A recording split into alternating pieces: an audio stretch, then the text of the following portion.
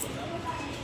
আরো কাছে আসবে 19 নভেম্বর যেটা আমরা সবাই আরো সাক্ষী কাছে ছিলাম, আসবে সবাই ছবিটা আমরা পড়ে যাবে যে পরিকল্পনা যা আমাদের কাছে দিয়েছিলেন, তো প্রত্যেকটা মানুষের সবাই জীবনে আসছে তা সম্পূর্ণ হয়েছে। যতটুকু খবর আসছে, তো পরমেশ্বরকে আমি ধন্যবাদ জানাই, পুনরায় ধন্যবাদ জানাই। তো যতটাই ধন্যবাদ দিই না কেন, হয়তো ধন্যবাদ কম পড়বে পরমেশ্বরকে ধন্যবাদ জানানোটা, কারণ পিতা পরমেশ্বর আমাদের জন্য তিনি চিন্তা করেন, আমাদের জন্য তিনি চিন্তা করেন।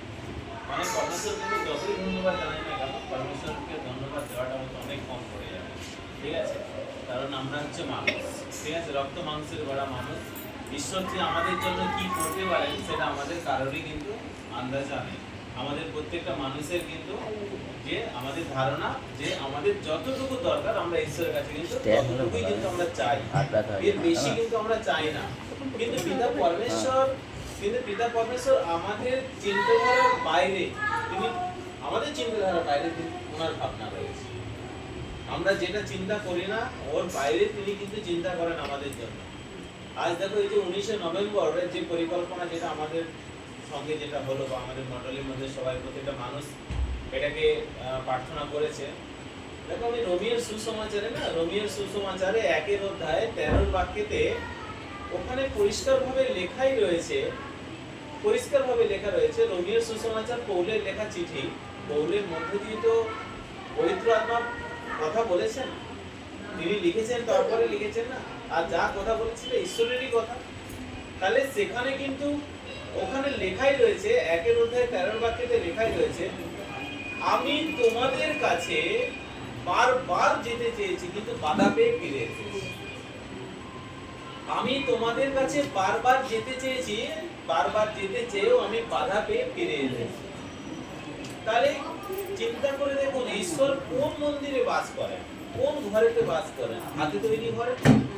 নিশ্চিত নয়। বাক্যের দ্বারা, সত্যেতে, পবিত্রতায়, নিখুঁতের যে ঘর গঠিত হয় সেই ঘরতে পিতা পরমেশ্বর তিনি বাস করেন। তাহলে পিতা পরমেশ্বর তিনি সবসময়ের জন্য তিনি ওখানে আমাদেরকে বলছেন যে আমি তোমাদের কাছে বারবার যেতে চেয়েছি কিন্তু বাধা পেয়ে আমি ফিরে এসেছি। চিন্তা করে দেখো, ঈশ্বরকে আমরা ফিরিয়ে দিয়েছি। তাহলে ফিরিয়ে দিয়েছি কিভাবে? ফিরিয়েছি আমি তোমার কাছে বারবার যেতে চেয়েছি কিন্তু বাধা পেয়ে আমি ফিরে এসেছি। বাধা কোথা থেকে? ঈশ্বরকে তো চোখে দেখা যায় না, কোনো মানুষ নয় যে আমি তো জানি না আমার বাড়িতে আসতে হবে না, আমার বাড়িতে থাকতে হবে না, তুমি ফিরে যাও, এরকম তো না। তাহলে আত্মাকে চোখে দেখা যায় না, ঈশ্বরকে চোখে দেখতে পাচ্ছে না, কিন্তু সেই ঈশ্বর তোমার অন্তরে বারবার আসতে চেয়েছেন, তিনি বাধা পেয়ে ফিরে চলে গেছেন। বাধাটা দিল কে? আমাদের অজান্তে আমরা বাধা দিয়েছি, আমাদের অজান্তে। কিন্তু কে দিয়েছে? আমরা। আরো কিছু পাপ, মন্দতা, যেগুলো পাপ, লোভ, লালসা, কামনা, বাসনা, হিংসা, বিদ্বেষ, দলাদলি, বিরোধিতা, যা কিছু রয়েছে সমস্ত কিছু দিয়ে যখন তুমি হৃদয় মন্দির গঠিত করেছো, সেখানে পরমেশ্বর আসতে চেয়েও তিনি কিন্তু ফিরে চলে গেছেন। তাহলে বাধা আমরা নিজের দিকে দিয়েছি। চিন্তা করে দেখো, ঈশ্বর ওখানে বলেছে আমি বারবার তোমাদের কাছে যেতে, একবার না বারবার যেতে চেয়েছি, বারবার যেতে চেয়েছি কিন্তু আমি বাধা পেয়ে ফিরে এসেছি। তারপরেই বলছে অজিন্তীদের কাছে আমি বীজ বপন করেছি, সেখান থেকে আমি প্রচুর ফল পেয়েছি। অজিন্তীদের কাছে বীজ বপন করেছি, সেখান থেকে আমি প্রচুর ফল পেয়েছি। তাহলে আজকে আমরা চিন্তা করে দেখুন, আজকে জিহুদি বহুদিন থেকে আমরা প্রার্থনা করছি, ঈশ্বরের কাছে আমরা প্রার্থনা করছি, ঈশ্বরের আদেশ, আজ্ঞা, নিয়ম, কানুন সবকিছুগুলোকে আমরা ফলো করছি। আমাদের কাছে বীজ ফেলে, আমাদের কাছে বীজ ছড়িয়ে দিয়ে তিনি কিন্তু ফল পায়নি। বলছে অজিহুদিদের কাছে বীজ ছড়িয়ে অনেক ফল পেয়েছে। তারপরে তিনি বলছে পুনরায় আমি তোমাদের কাছে যেতে চাইছি, আমাকে দয়া করে তোমরা বাধা দেবে না। সেটাই ছিল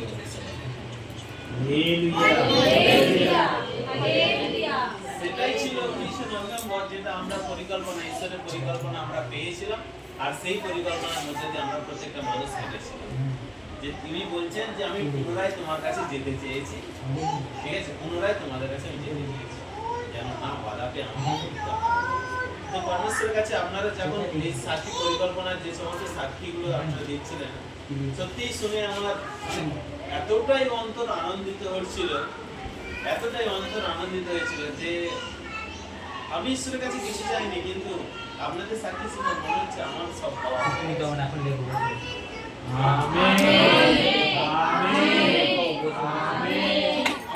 আমার যেন আপনাদের এই সাক্ষীগুলো শুনে যে আপনারা যে যে পরিস্থিতিতে আছেন সেই পরিস্থিতিগুলোকে পরমেশ্বর আপনাদের সামনে তুলে দিয়েছেন, জানিয়ে দিয়েছেন, এবং আপনাকে কিভাবে চলতে হবে, কি করতে হবে, সমস্ত পরিস্থিতি ঈশ্বর যখন জানিয়ে দিয়েছে, মানে এতক্ষণ থেকে আপনাদের কাছে সাক্ষীগুলো শুনছিলাম, তো সত্যি মনে হচ্ছিল বসে থেকে মানে অনেক সব মনে হয় পেয়ে গেলাম।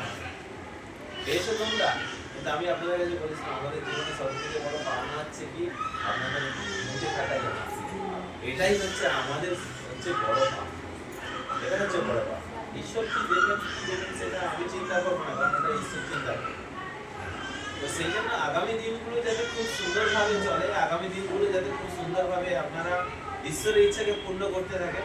এক কথায় বলছি কি জানেন তো, আমরা জাগতিক বিষয়ে সবথেকে বেশি টেনশন করি, সবথেকে বেশি আমরা পরিকল্পনা করতে শুরু করে দিই।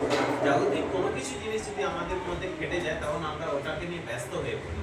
পিতা পরমেশ্বর তিনি বলছেন, শাস্ত্রীতে লেখা রয়েছে যে তুমি যখন আত্মিকে ব্যস্ত থাকবে জাগতিক আমি দেখবো, মানে তোমার জগতের মধ্যে যা কিছু প্রয়োজন, যা কিছু অভাব অনটন, যা কিছু তোমার অসুবিধে সুবিধে যা কিছু রয়েছে সবকিছু আমি দেখবো। তোমাকে আমি ব্যস্ত দেখতে চাই আত্মিকে, কিন্তু আমরা আদমিকে ব্যস্ত না থেকে আমরা ব্যস্ত থাকি জাগতিকে। আদমিকটা আমাদের কাছে মানে কি বলবো, আদমিকটা আমাদের কাছে তো নেক্সট অপশন হয়ে গেছে বা নেক্সট একটা গুরুত্বপূর্ণ জায়গা, কিন্তু না, এটা আমাদের জরুরি করা উচিত। আমাদের আদমিকটাকে আমাদের প্রথম গুরুত্ব দিতে হবে আমাদের জীবনে, ঠিক আছে? আদমিকটাকে আমাদের প্রথম গুরুত্ব, জাগতিকটা পরে। যেখানে পিতা পরমেশ্বর বলে দিয়েছেন তোমাকে আমি দেখতে চাই, আদমিকে ব্যস্ত আমি তোমাকে দেখতে চাই। যখন আমি তোমাকে আদমিকে ব্যস্ত দেখবো, জাগতিকের যা কিছু তোমার প্রয়োজন আমি তা সম্পূর্ণ করব।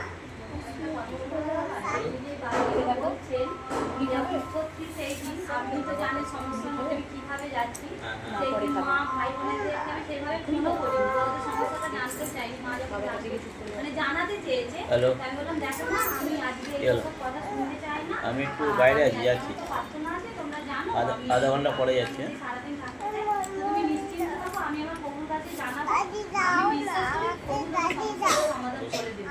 ভাইও যখন রাত্রে ফোন করেছে দেখো 9:30 বাজে, আমি তোমার কোনো কথা শুনতে পারবো না, কারণ আমি 10টা থেকে প্রার্থনায় বসে যাবো। ওরা যে কোনো অসুবিধার মধ্যে পড়ে না, আমাকে কিন্তু ফোন করিস না, যা শোনার আমি কালকে শুনবো। শুধু তুই এইটুকুনি তোকে বলবো, তুই যদি আজকে প্রভুর কাছে প্রার্থনা করতে পারিস 10টার পর, প্রভু তোর জীবনে তো যা সব পূরণ করবে। আমি তোকে এটা বললাম, ফোনটা এখন রেখে দিই। বলে সত্যি দাদা ভাই, আমি তো প্রার্থনা করেইছি, আর আমি আমার প্রভুকে সারাদিন এভাবে প্রার্থনা করার করেছি। তার পরের দিনই সমস্ত সমস্যা নির্ভর করে মেয়ের বাড়ি থেকে পঞ্চায়েত তারা নিজেরা করতে পারে, নিজেরা করে মেয়েকে আমাকে বাড়িতে লাগিয়ে দেয় না, পুরো আমার সমস্যাটাকে প্রভু পুরো দেখে দিল।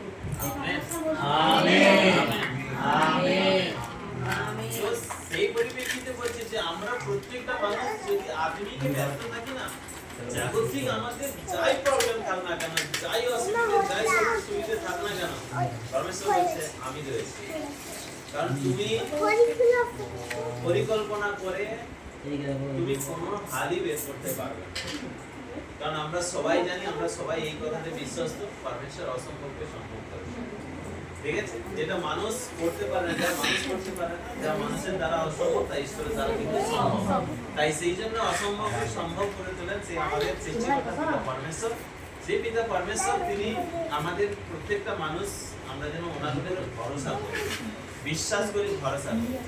আজকে ভেবে দেখো, আজকে একটা সবথেকে বড় পয়েন্ট তোমাদের কাছে বলছি, এই পয়েন্টটা পুরোপুরি অন্তরে কিন্তু নিয়ে দেখো সবসময়। এই যে আমরা ভরসা করি ঈশ্বরকে, আমরা এখন যদি প্রত্যেককে জিজ্ঞাসা করা হয় যে তোমরা ঈশ্বরকে ভরসা করো,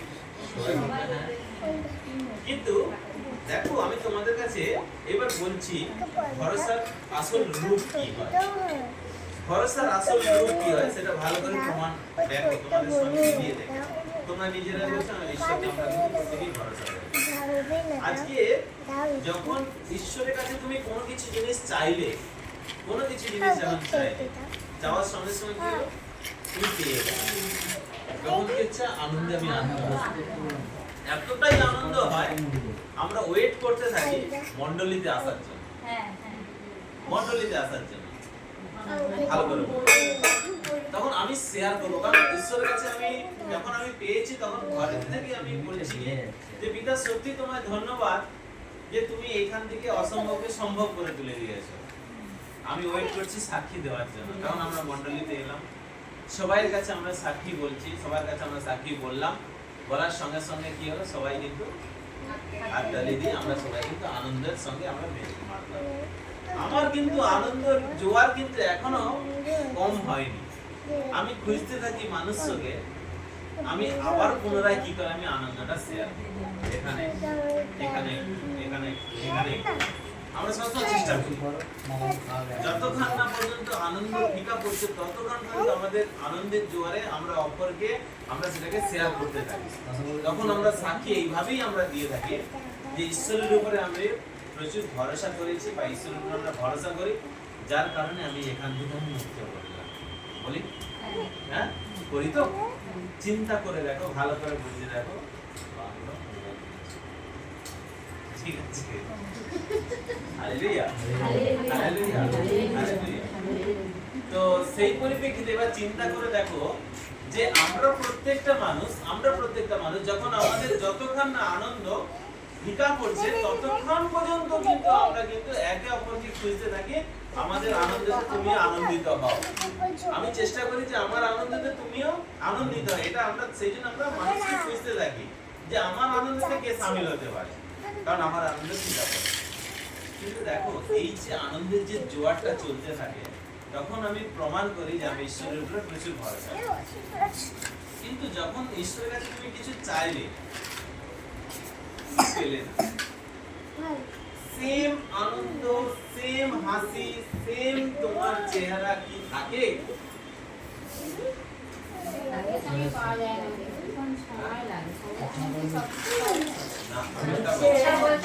আমি বলছি যখন তুমি ঈশ্বরের কাছে কিছু চাইলে আপনি পেলেন না, ঈশ্বরের কাছে চাওয়ার পর আপনি পেলেন না, কারণ ঈশ্বর ভালো মন্দটা জানেন। আমার চাওয়া তো অনেক হতে পারে, ঈশ্বর ভালো মন্দটা জানেন, সেটা ভেবে তিনি আমার আর্জিটা পুরো হলো না।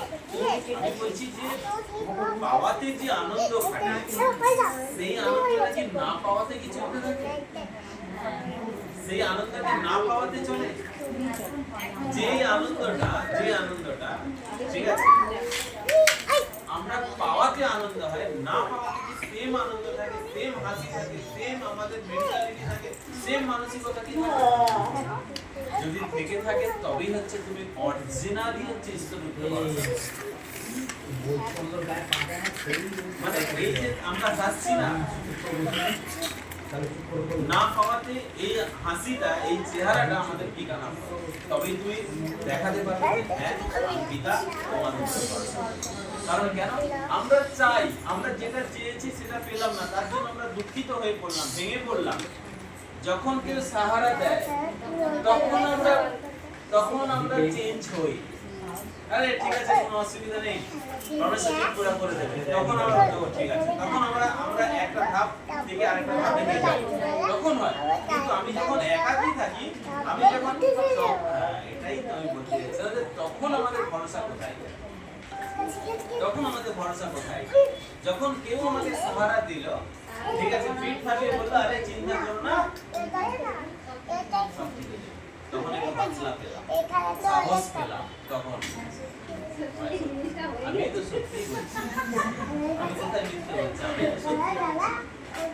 আমি এটাই বলতে চাইছি যে খুশির সময় যে আনন্দ, ঈশ্বরের উপরে যে ভরসাটা থাকে, দুঃখের সময় না পাওয়াতে সেম টু সেম আনন্দ আমাদের মধ্যে কেন ফিকা পড়ে যায়? কারণ এটা ফিকা পড়তে থাকে ঈশ্বরের থেকে যা চেয়েছি, ঈশ্বরের কাছে যা চেয়েছি, কোনটাকে বেশি গুরুত্ব দিচ্ছ? বেশি ঈশ্বরকে বেশি গুরুত্ব দিচ্ছ না ঈশ্বরের কাছে যেটাকে চেয়েছো সেটাকে বেশি গুরুত্ব দিচ্ছ?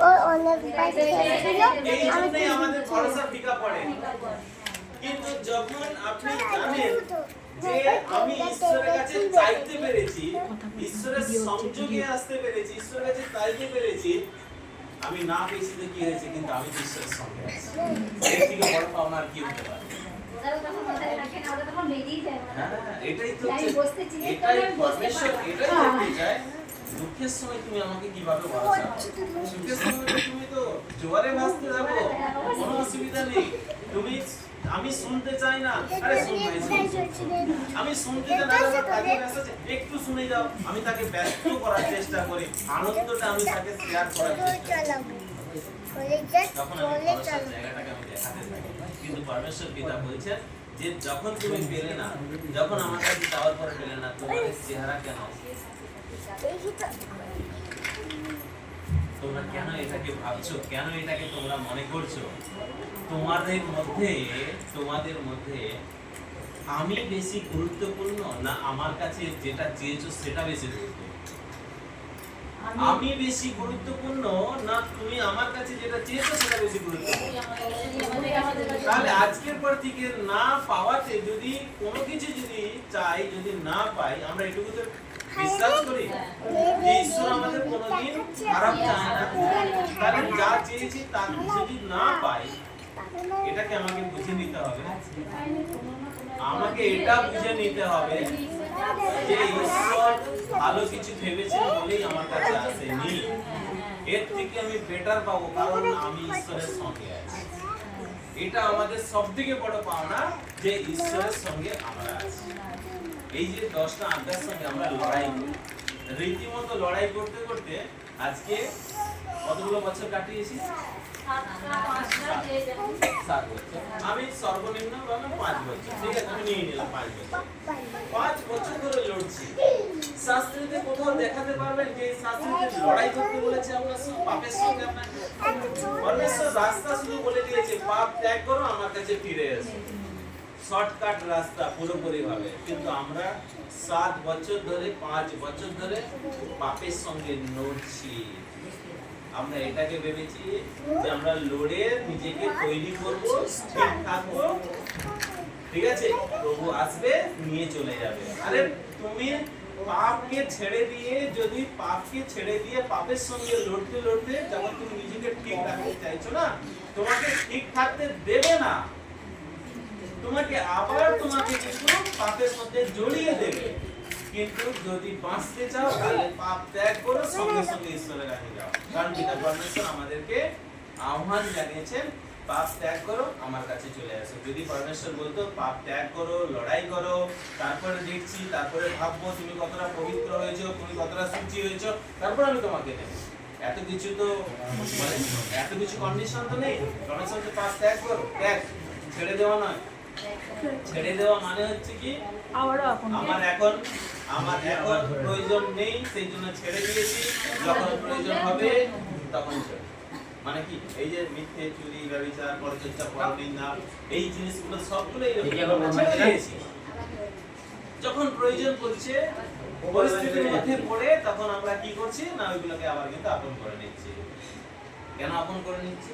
তুমি তো ঈশ্বরের মধ্যে রয়েছো, তুমি তো প্রভুর মধ্যে রয়েছো, তারপরে তো কেন তুমি যে পরমেশ্বর যে যে কথাগুলো বলেছে, যে পাপগুলো বলেছে, সেই পাপ থেকে তুমি কেন সরে আসতে, মানে ত্যাগ করে কেন ফিরতে পারছো না? এই কারণে এক কথা, 1 মিনিট, যে এই কারণে আমরা প্রত্যেকটা মানুষ পরমেশ্বর যেটা বলেছে না, পাপ ত্যাগ করো, আমার কাছে আসো, আমার কাছে আসো, পরমেশ্বর যেটা বলেছে, এই আমার কাছে আসোটাতে আমরা কিন্তু আগে পর্যন্ত যাই।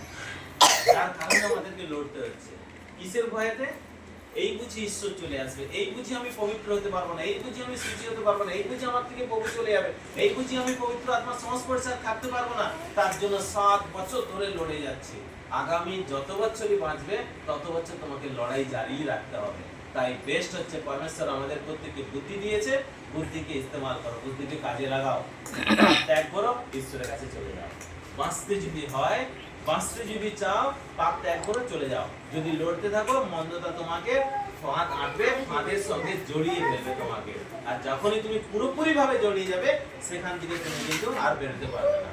তখন ঈশ্বর যখন আসবেন, তখন বলবেন, আমি তোমাকে সব রাস্তা দেখিয়েছিলাম, সব রাস্তা বলেছিলাম, কিন্তু তুমি আমার কাছে আসো।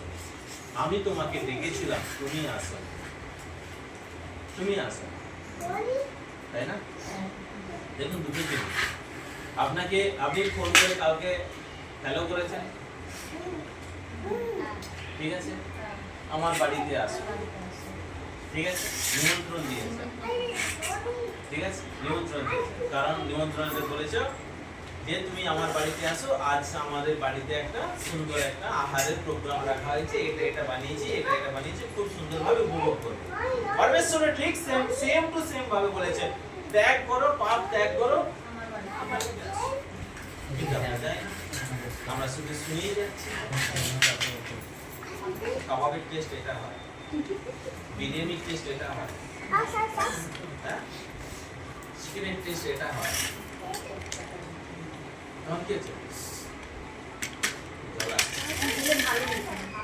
পাচ্ছি না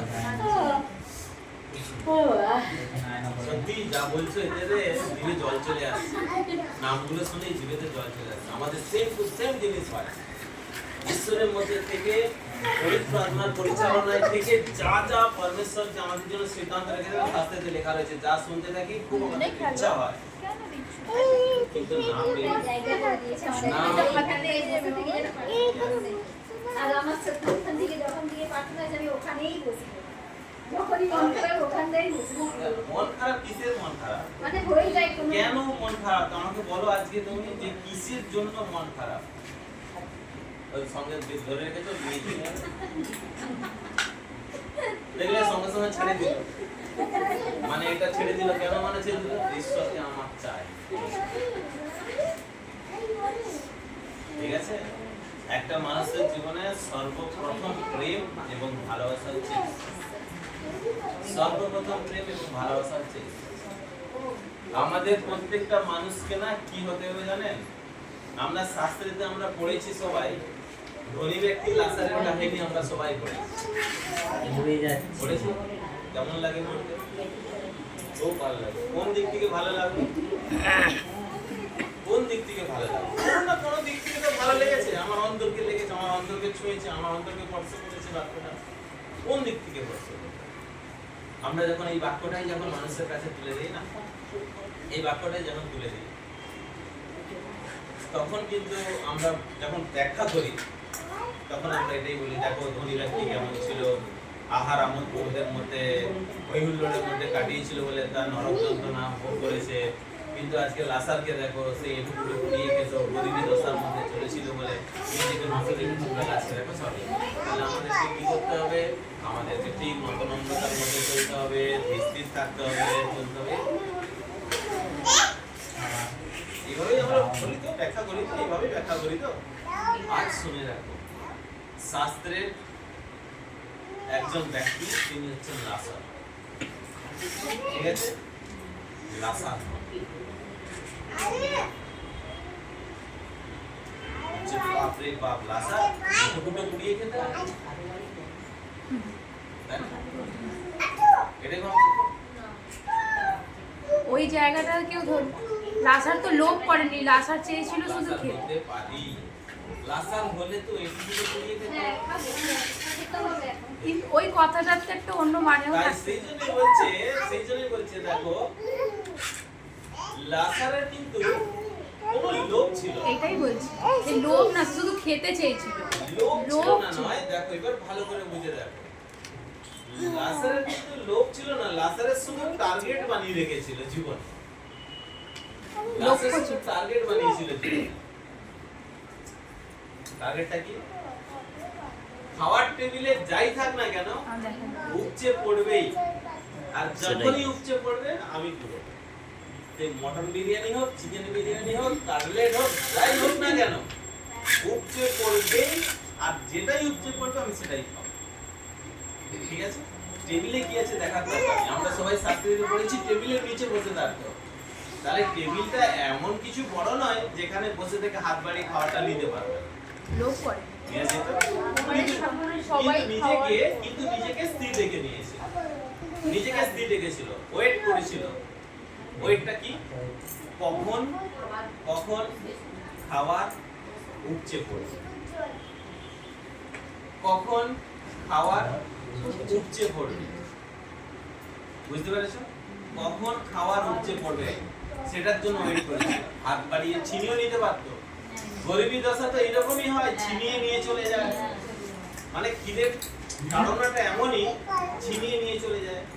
সেও পারতো টেবিলের তলাতেই বসেছিল, না তো গেটের বাইরে ছিল, টেবিলের তলাতেই বসেছিল, তাহলে হাত বাড়িয়ে নিতে পারতো। কিন্তু সবসময়ের জন্য চেষ্টা করেছিল কি, ওয়েট করেছিল কখন খাওয়ার উপচে পড়বে, আর সেই উপচে পড়া খাওয়ার সেই উপচে পড়া খাওয়ার। হ্যাঁ 25 মিনিট ধরেছে। তাই সেই জন্য তোমাদের প্রত্যেককে বলা হয়, প্রত্যেককে বলা হয় একে অপরের জন্য প্রার্থনা করবে, একে অপরের জন্য প্রার্থনা করবে। আজকে যা কিছু শুনলাম, যা কিছু সাক্ষী শুনলাম, আমরা কি করব? কালকে থেকে কি করব? সত্যি তোমাকে পরমেশ্বর যা যা দিয়েছে খুব ভালো, তোমাকে পরমেশ্বর যা যা দিয়েছে খুব ভালো, খুব সুন্দর। এটা যখন দেখা হলো, যখন এলো, তখন আমরা আলোচনা করলাম। কিন্তু এরপর আমাদের কাজ কি জানো? এরপর হচ্ছে আমাদের কাজ হচ্ছে পরমেশ্বরের কাছে আমরা যেন প্রার্থনা করতে পারি যে পিতা পরমেশ্বর,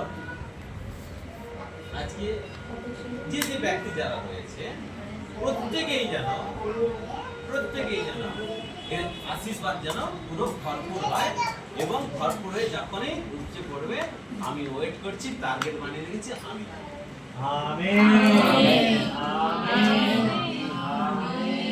টার্গেট আমাদের এটা হতে হবে, প্রার্থনা করো অপরের জন্য। আমার টার্গেট কি? তুমি ঈশ্বরের অভিষেক, ঈশ্বরের আশীর্বাদে ভরপুর হবে, হৃদয় ভর্তি হবে, উপচে পড়বে, যেই উপচে পড়বে সেই খাবারের চাপ। বুঝতে পেরেছো? সেই খাবারের চাপ।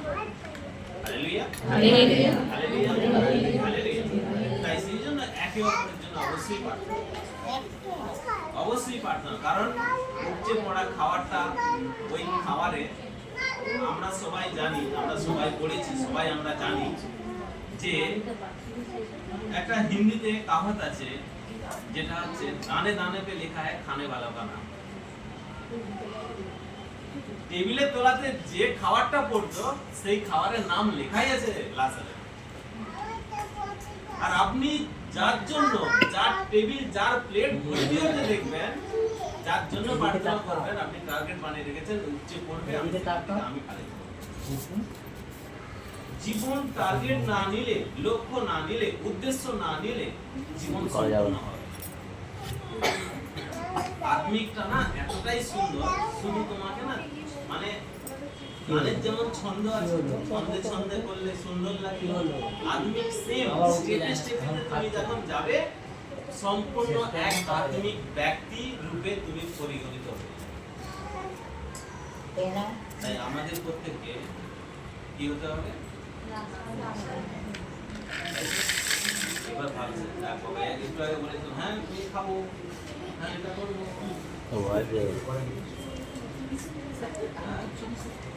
কিন্তু যখন সেই জন্য বলছে একে অপরের জন্য অবশ্যই প্রার্থনা করবে, আমার জন্য একটু করবে, ঈশ্বরের কাছে চাইবে, ঠিক আছে চাইবে।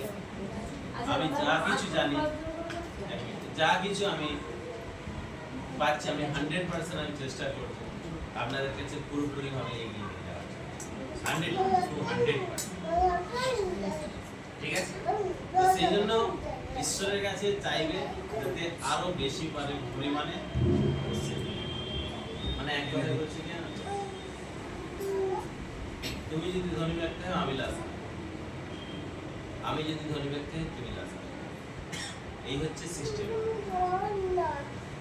এই হচ্ছে সিস্টেম।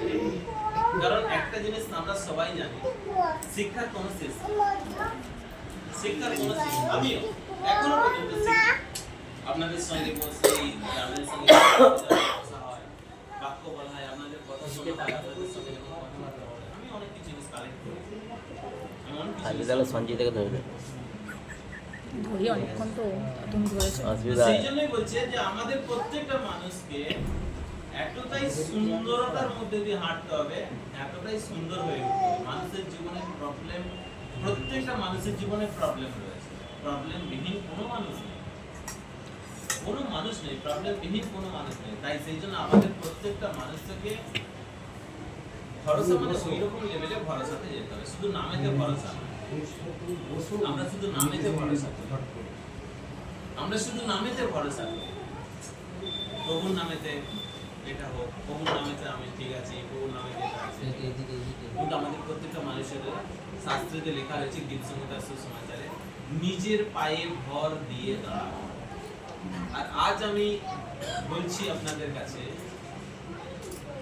আজ আমি বলছি আমাদের প্রত্যেকটা মানে কেন্দ্রের মানুষজনকে ঠিক ওই বাক্যের উপরে ভরসা করতে হবে। আর আমরা সেটাই চাইছি যে তুমি তোমার নিজের পায়ে ভর দিয়ে দাও, কিন্তু নিজের পায়ে ভর দেওয়ার পর যেন কোন রকম ভাবে গর্ব এবং অহংকারিত না হয়। কারণ পরমেশ্বর শাস্ত্রে লেখাই রয়েছে গর্ব এবং অহংকারিতদেরকে কি করে না, পছন্দ করে। তাই সেই জন্য গর্ব অহংকারিত একদমই হবে, কোনো গর্ব কোনো অহংকার নেই।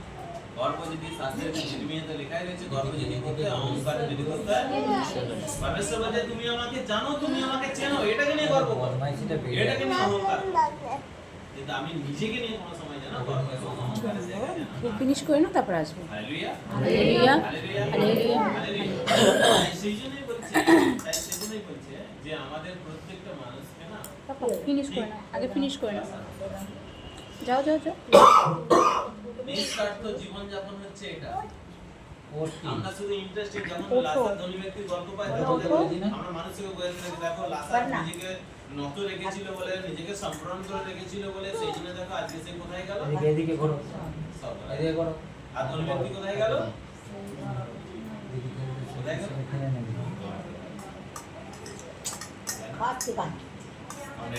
আমরা এটা বোঝাই পরমেশ্বর আমাদেরকে যতটুকু দিয়েছে, যা দিয়েছে তার জন্য আমরা নিজেদেরকে যেন নত রাখতে পারি, নিজেদের মধ্যে যেন সেটার মধ্যে যেন চলতে পারি, সেটার মধ্যে যেন থাকতে পারি, লোক লালসার মধ্যে যেন না হাঁটি, আমরা এইভাবেই মানুষের। কিন্তু আমাদের সব থেকে বড় জিনিস হচ্ছে এটাই যে আমাদের প্রত্যেকটা মানুষকে টার্গেট নিতে হবে যে আমি লক্ষ্য রেখেছি লাসার, শাস্ত্রে লেখা রয়েছে লাসার অপেক্ষা করতে ধনী ব্যক্তি কখন খেতে বসবে। আমাদের অপেক্ষা হবে অমুক ব্যক্তি কখন ঈশ্বরের আশীর্বাদে পরিপূর্ণ হবে। কিন্তু আমরা কি ভাবি, আমরা কি করি, আমরা কি করি, আমরা উল্টোটা করি। আমরা উল্টোটা করি। কেমন করে হয়ে গেল, কেমন ইয়ে হয়ে গেল, আমার তো কিছুই হলো না, আমার তো এটাই হলো না। ওইটাও ভাবি না, চলে যাবো তো? আমি ভাবি না, ঘুমিয়ে গেলাম আমি। সোমবার রাত্রি থেকে এত ঘুমালাম যে সারাদিন যেন প্রার্থনা করতে পারি, মঙ্গলবারে ঘুমিয়ে গেলাম।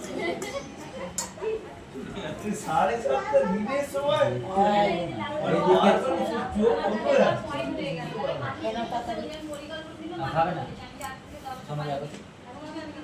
প্রার্থনা করে যাচ্ছি যে আমাদের পরিবার আছে, ঈশ্বর যেন তাদেরকে আশীর্বাদে ভরপুর করে দেয়, যে করবে আমরা তো সেখান থেকে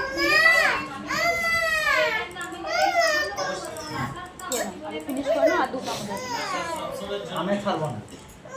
টার্গেট সবসময়ের জন্য এটা রাখো, মানে বাক্য সঙ্গে মিলে গেছে, টার্গেট সবসময়ের জন্য এটাকে রাখো, এটাকে বানিয়ে রাখো যে মানুষ যেন ঈশ্বরের আশীর্বাদে ভরপুর, ঈশ্বরের আশীর্বাদে যেন ভরপুর হয়। কারণ আমার টার্গেট হচ্ছে ধনী ব্যক্তি, সরি লাসার অপেক্ষা করতো ধনী ব্যক্তি কখন খেতে বসে। আমরাও অপেক্ষা করব কখন এই মানুষটা পরিপূর্ণ হবে। কারণ পরিপূর্ণ যখনই হবে উপচে পড়বেই পড়বে। আর ঈশ্বরের পবিত্র জিনিস, আমি যদি সত্যিকারের দাস হয়ে থাকি, আমি যদি ঈশ্বরকে সত্যিকারে ভালোবেসে থাকি, সেটা আপনার পায়ের উপর দিয়ে পাটা দিয়ে সবসময় যাচ্ছে, বারবার বর্ণনা উপচে করছে। পড়া তথ্য, উপচে পড়া আশীর্বাদ আমি নিচে ফেলতে দেব না। তাই আমি হাত পেতে রয়েছি, আমি আমার টার্গেট হচ্ছে আমাদের মধ্যে মেন্টালিটি এটা। লাসারের মেন্টালিটি ছিল এটাই, লাসারের মেন্টালিটি ছিল এটাই যে ধনী ব্যক্তি আছে তো কি হয়েছে, আমার নেই তো কি হয়েছে, ধনী ব্যক্তি যা আছে আমারও তাই আছে।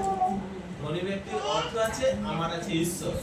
ধনী ব্যক্তির টেবিলে খাবার আছে, ঠিক আছে, আমারও হাতে কিন্তু খাবার আছে। ও যেটাই খাবে সেটা আমি খাবো, তার মুখে পড়া খাবার হতে পারে। উনি মানুষের হাতে তৈরি চেয়ার টেবিলে খেতে বসবে, কিন্তু আমি আমার সৃষ্টিকর্তার টেবিলে বসে খাবো, সৃষ্টিকর্তার চেয়ারে বসে খাবো।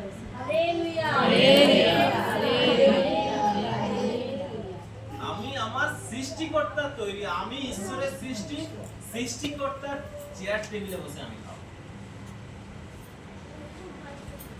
Hallelujah, hallelujah, hallelujah. দেখবেন এখনো পর্যন্ত দেখবেন অনেক মানুষকে দেখা যায় নিচে বসে খাওয়ার তৃপ্তি লাগে, চেয়ার টেবিল থাকলে সেখানেও বসে খাওয়া হয় না, খেতে একটা ইয়ে আছে। সেই জন্য লাসার হচ্ছে এটাই টার্গেট নিয়েছিল যে দেখো নিজেকে নিজের মনকে কোনো সময়ের জন্য ধনী গরিবের জায়গায় নিয়ে যায়, তুলনা রেখেছিল। কিভাবে তুলনা রেখেছিল? এইভাবে সৃষ্টি জিনিস দিয়ে চেয়ার টেবিল বানিয়েছে। ধনী ব্যক্তি সে ওখানে বসে খাবে, কিন্তু আমি ঈশ্বরের সৃষ্টি, আমি ঈশ্বরের সৃষ্টি, আমরা ঈশ্বরের সৃষ্ট চেয়ার টেবিলে বসে খাবো। পাপা চলে এসো। বলো, নিজেকে নিজেকে ছোট করতে পারবে?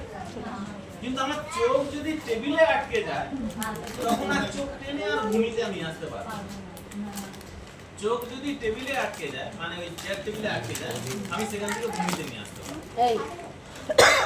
আবার তুই নিজের চোখকে বৃদ্ধি করছে, নিজের মানসিকতা বৃদ্ধি করছে, নিজের মনোভাবকে নিয়ে আসছে, নিজের মনোভাবকে নিয়ে আসছে। ধনী ব্যক্তি যা খাবে আমিও তাই খাবো। পড়ে গেল। এবার ধনী ব্যক্তি তো মনে করবে যে কি হয়েছে, তুই খাবি কি হয়েছে, কিন্তু লাসার সে বলছে তুমি যেটাই খাবে আমিও সেটা খাবো, তুমি যে আশীর্বাদ পাবে আমিও সেই আশীর্বাদকে নিয়ে চলবো। আমি কিছুতে কম নেই। আমরা সবাই সবার দিক দিয়ে দেখি। আমাদের মানসিকতা হচ্ছে এই টার্গেট নিয়ে আসতে হবে। ধনী ব্যক্তির থেকে লাসার বুদ্ধিকে কাজে লাগিয়েছে বলে সে সব যেতে পেরেছে। আর ধনী ব্যক্তি চেয়ার টেবিলে বুদ্ধিকে নিজের সঙ্গে গুছিয়ে দিয়েছে। বুঝতে পেরেছ? সেজন্য যেতে পারে। ধনী ব্যক্তি তার বুদ্ধিকে বিরিয়ানির সঙ্গে মিশিয়ে দিয়েছিল চেয়ার টেবিলে, আর লাসার বুদ্ধিকে ব্যবহার করেছে। আমি ধনী ব্যক্তির থেকে কোন অংশে কম? আমাদের চোখ আটকে যায় কোথায় জানো? বিল্ডিং এ আটকে যায়, ব্যাংক ব্যালেন্সে আটকে যায়, এইসবের দিকে আটকে যায় আমাদের। যার চোখ আওয়াজ করবে না পাপা। ঠিক আছে, অসুবিধা নেই। কিন্তু সবথেকে বড় লক্ষ্য যেটা হচ্ছে চলে এসো, আওয়াজ করবে না। যেতে দিও না। লাসার সেটাই করেছে। লাসার না চোখ হচ্ছে টেবিলে আটকে দিয়েছিল, না লাসার তার চোখকে হচ্ছে বিল্ডিং এ আটকে দিয়েছিল। তাই সেই জন্য বলছি আমাদের সবসময়ের জন্য প্রত্যেকটা মানুষের জন্য টার্গেট বানাতে হবে, এই টার্গেট নিয়ে হাঁটতে হবে যে আমরা লাসার হবো। লাসার যে বুদ্ধিকে কাজে লাগিয়ে স্বর্গে যেতে পেরেছিল, অর্থাৎ নিজেকে পবিত্র সৎ নিখুঁত বুদ্ধিকে কাজে লাগে। কোন বুদ্ধি? ঈশ্বর যে বুদ্ধিটা দিয়েছে সেই বুদ্ধিকে ইস্তেমাল করেছিল। আর আমরা স্বর্গে যাওয়ার জন্য নিজেদের বুদ্ধিকে ইস্তেমাল করি। দেখুন প্রথম বুদ্ধি হচ্ছে ওখানে 10টা আকার সঙ্গে লড়ছি, 10টা আকার সঙ্গে লড়ছি, কথা শুনতে হবে না। পাপ করবো না, পরচর্চা একটু হয়ে গেছে। পিতা তুমি কি আমায় ক্ষমা করবে না? তুমি তো দয়াময়। আমরা হসলা দিচ্ছি, নিজের মনকে হসলা দিচ্ছি। তুমি কি ক্ষমা করবে না? তুমি অবশ্যই ক্ষমা করবে। তুমি তো দয়াময়, তুমি তো মমতাময়, তুমি তো করুণাময়। তুমি কি আমাকে দয়া করবে না? অবশ্যই তুমি করুণা করবে। বহু তোমায় ধন্যবাদ। তৃপ্তি হলো কি? ঈশ্বর কিন্তু বলে দেয়নি যে তুমি যে ভাবে হাঁটছো, যে পথে এগিয়ে যাচ্ছ, ঈশ্বর কিন্তু উত্তর পাঠায়। এটা আমরা আমাদের মেন্টালিটি, এটাই হচ্ছে আমরা শান্তির জন্য নিজেদের বুদ্ধিকে কাজে লাগাই, আর যার কারণে শান্তি চুরি পাখি জানালাতে বসে আবার আমাদের জীবনে শান্তি ঠিক সেরকমই আসে যা মুখ দিয়ে না। ঈশ্বর যে বুদ্ধিকে দিয়েছে, ঈশ্বর তোমাকে যা যা দিয়েছে ও চায়নি সমস্ত কিছু, ও কিছুকে মুখ ধোবে, খেয়েছে। ঈশ্বর যেভাবে ইস্তেমাল করতে বলেছে, ব্যবহার করতে বলেছে, তুমি সেভাবে ব্যবহার নাও করো। খাবে না, নাও খাবে না, নাও খাবে না। খুশি ব্যক্তি, তোমার মতো হ্যাপি ও খায় না। পারসন বাড়ি জিনিস। এই জগতে মুখে দেবে। তাই বুদ্ধি যখন নিজেকে সমর্পণ করে দিয়েছে ঈশ্বরের কাছে, বুদ্ধিকে নিজের হাতে রেখে দাও। তাই তো? সমর্পণ করে দিয়েছে। দেহ সমর্পণ মানে কি? বুদ্ধি তোমাকে হাতে রাখতে বলেছে। কি দিয়ে তুমি আটকে রেখেছো বুদ্ধিকে? দেহ তো তুমি সমর্পণ করেছো, বলছো তুমি ঈশ্বরের কাছে নিজেকে সমর্পণ করে দিয়েছো। কোনো কিছু জিনিসকে রাখতে গেলে হয় তোমাকে হাতে তুলতে হবে, তাহলে কি হাতটা তুমি সমর্পণ করো? আবার কোথায়? আরে জিজ্ঞেস করে কি? দেহ সমর্পণ করছো মানে তাহলে কোনো কিছু জিনিসকে আটকে রাখতে গেলে তোমার শরীরের কোনো অঙ্গেরই তো দরকার পড়বে না? এর ভেতরে তাহলে আসবে। বুঝে গেছো, যদি তুমি হ্যাঁ, তোমারটা দিয়ে মুছি দাও। সম্পূর্ণভাবে সমর্পিত হও, কোনো রকম ভাবে কিন্তু সম্ভব নয় পবিত্র স্থলে সম্পূর্ণরূপে তাই সেই জন্য আপনাদের কাছে বলছি, আজকে এই টপিকটাকে নিয়ে হাঁটো, মানো লাসারের মতো বুদ্ধিমান, ধনী ব্যক্তির মতো বুদ্ধিমান নয়, লাসারের মতো বুদ্ধিমান। বুঝতে পেরেছো? বুঝতে পেরেছো? কি বুঝতে পেরেছো? ওটা আমি বললাম। তোমরা কি বুঝতে পেরেছো সেটা বলো। লাসারের মতো বুদ্ধিমান হও, ওটা তো আমি বললাম। তোমরা কি বুঝতে পারলে? অন্যের জন্য প্রার্থনা, যাতে অন্য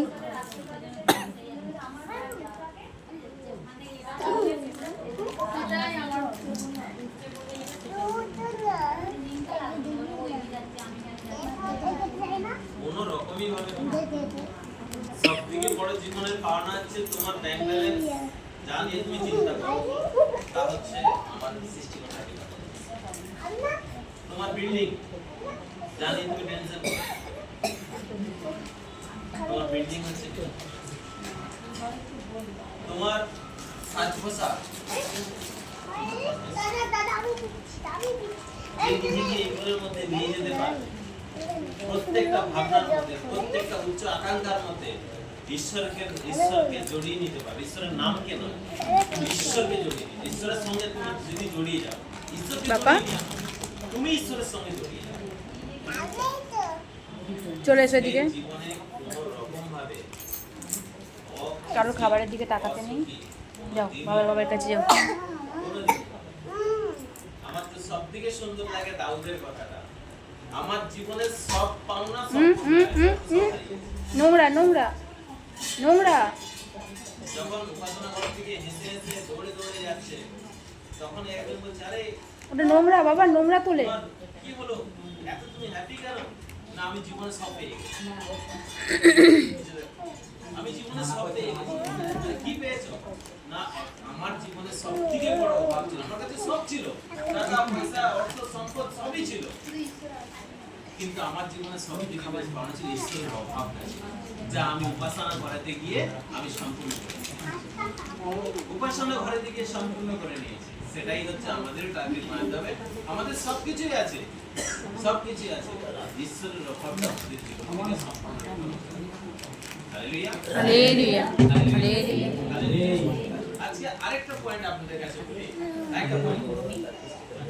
আমরা আমাদের নেক্সট জেনারেশনের জন্য আমরা কোনো কিছু জিনিস রাখার জন্য গান বলতে থাকবো। টাকা পয়সা, সোনা, গাড়ি, ব্যাংক ব্যালেন্স, অর্থ মানে ব্যাংক ব্যালেন্স, তারপরে বিষয়, আশয়, সম্পদ, সব কিছু আমরা পরিকল্পনা করে থাকি। আমি শিওর আমি যা রেখে যাচ্ছি আমার জেনারেশন রাখবে, এটা তো আমার রক্ত জল করা উপার্জন, আমার রক্ত জল করা উপার্জন। আমি শিওর যেমন নেক্সট জেনারেশন রাখবে। হ্যাঁ শিওর? কি শান্তি, শান্তি কোথায় যাবে? তাহলে যা কিছু আমরা রাখছি তা আমি কিন্তু শিওর নয় নেক্সট জেনারেশন রাখতে পারবে কিনা, ডাউট আছে। কারণ জীবনটা অনেক লম্বা। আমি এন্ডের বরাবর আমার সন্তান হচ্ছে এখনো ছোট, সে অনেক লাইফ আছে যা আমি রেখে যাচ্ছি, আওয়াজ করার জন্য নয়। গীত সঙ্গীত সুসমাচার 25 অধ্যায় পরিষ্কার ভাবে আজ যে অভিষেককে লাভ করবে, এই অভিষেক, এই আশীর্বাদ বংশ পরম্পরায় চলবে, এটার কোনো ভয় ভয়। আর তুমি যদি দেখে যাও তাহলে সেই আশীর্বাদের মধ্যে দিয়ে তোমাকে চিন্তা করতে হবে না আমার ছেলে মেয়েটা নম্র হবে কি ভদ্র হবে, কি হবে কি বৃত্তান্ত, কোনো কিছু টেনশন থাকবে না। যার কারণে শাস্ত্রতে লেখা রয়েছে আজ তুমি যে অভিষেককে লাভ করবে সেই অভিষেক বংশ পরম্পরায় চলবে। মেহনত করতে হবে না, বসো, আরাধনা করো, ঈশ্বরকে জীবনে প্রাধান্য দাও, ঈশ্বরের আদেশগুলোকে মান্যতা দাও, ঠিক আছে? ঈশ্বরের অভিষেককে লাভ করো, তুমি অভিষেক লাভ করবে, জেনারেশন পাবে, জেনারেশন পাবে, জেনারেশন পাবে। শাস্ত্রে লেখা রয়েছে বংশধরেরা সেই অধিকার পাবে।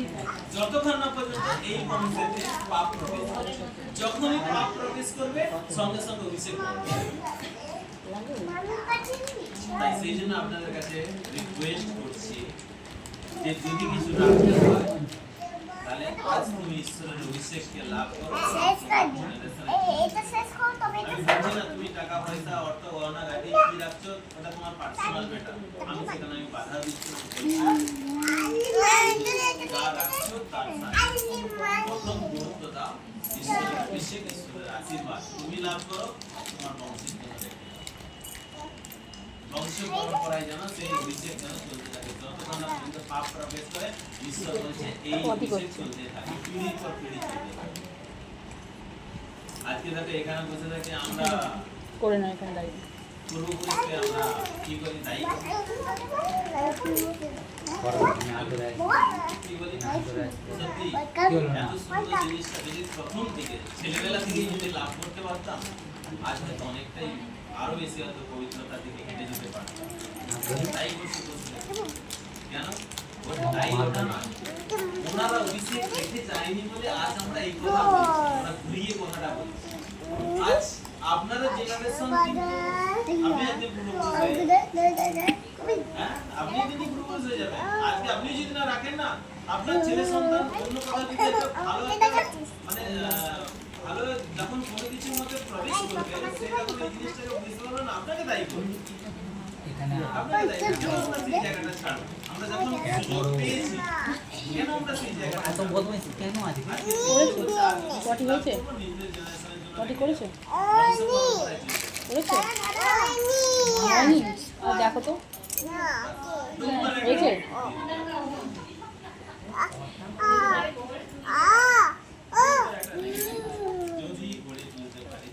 করেছে করেছে। চলো এই ঘরে চলো, গিয়ে পরিষ্কার করে দিই চলো। কেন খাচ্ছে? আমি আগে নয়, আমার নিজের উপরে আত্মবিশ্বাস না থাকলে ঠিক আছে চুপ চুপ।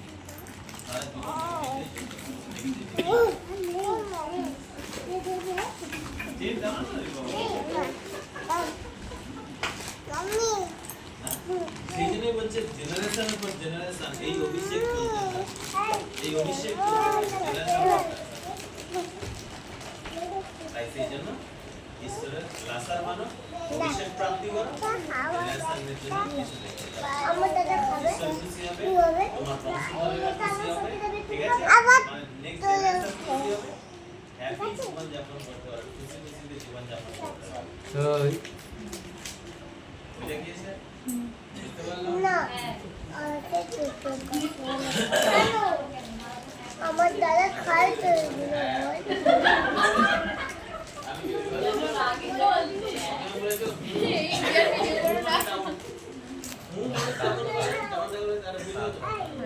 এই সঞ্চয়টা একটু ধরো তো। এমন হ্যাঁ বললে কান্না বেরিয়ে যাবে। সুন্দরভাবে হ্যাঁ বললে যার মধ্যে দিয়ে দেখে নেবে ওই হ্যাঁ বলার মধ্যে দিয়ে হয়তো ঈশ্বরের অভিষেক তোমার উপরে নেবে। সিরিয়াস এমনই ছোট ছোট কিছু পয়েন্ট থাকে না যে পয়েন্টগুলোকে আমরা গুরুত্ব দেই না, যে পয়েন্টগুলোকে গুরুত্ব নেই, যে জায়গাগুলো গুরুত্ব দেয় না। এই যে বলছে যখন তোমাকে যে বাক্য বলা হচ্ছে তোমার লাইফে কিছু মানে সেটা তোমার খুব ভালো লাগছে, এই যে ছোট্ট একটা শব্দ শাস্ত্রে লেখা রয়েছে যে আমিন, মানে আমি নিলাম, আমি অ্যাকসেপ্ট করলাম, গ্রহণ করলাম, আমি গ্রহণ করলাম, এটা ছোট্ট শব্দ অভিষেক নিয়ে, তাই না? তুমি যে হ্যাঁ বললে এবার তুমি চিন্তা করো, খাটি চলে ওদের করে পাখাটা বন্ধ হ্যাঁ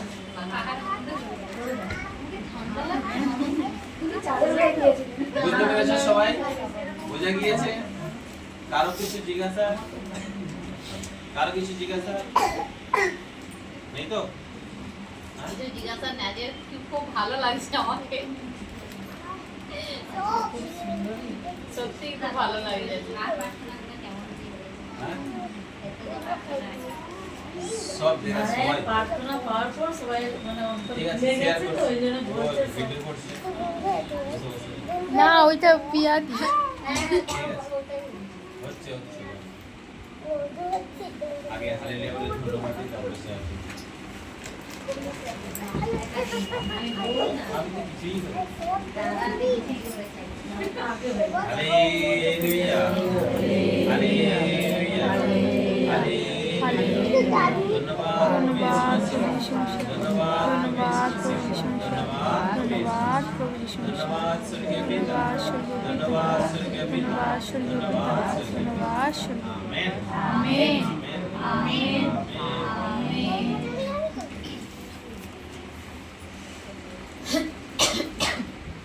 তুমি কি বলছিলে? বাস বাস বাস ছিলাম, অফ যেমন কর। এত পাঠানো এবার বন্ধ করো।